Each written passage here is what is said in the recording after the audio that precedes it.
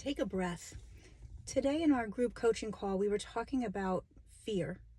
And actually, both calls this week, fear came up because it's such a common such a common roadblock for people in their life. Fear of changing jobs, fear of ending a relationship, fear of being alone, fear of not having enough.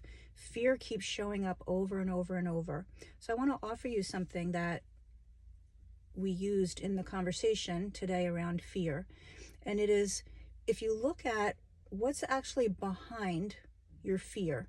So two things about fear. Number one is when you're up here in your head and you're trying to think your way through life, you're trying to survive this life, then anytime there's something unknown, fear is going to be attached with that because you're trying to survive and that's unknown. So how do I survive the unknown?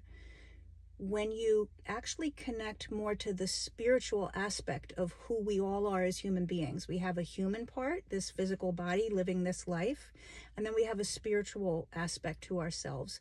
And that's where our authentic self lives. That's where our soul resides. That's where we're connected to God and our source.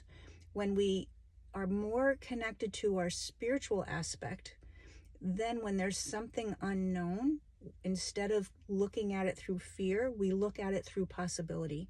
We look at it through what's next here. I'm here to create my life.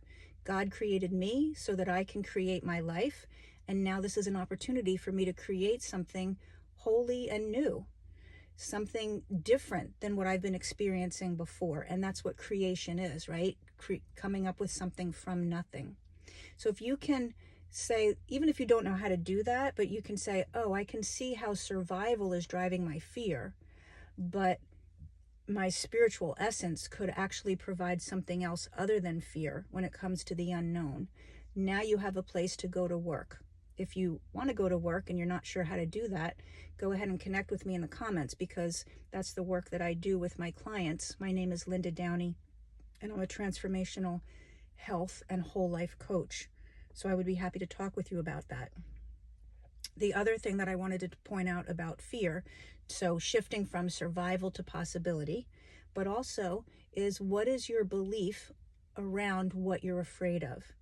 Because the belief that you have about the thing, whatever the thing is really what's driving the fear. So it's the belief that I won't be okay if this thing happens. I won't be okay if this relationship ends.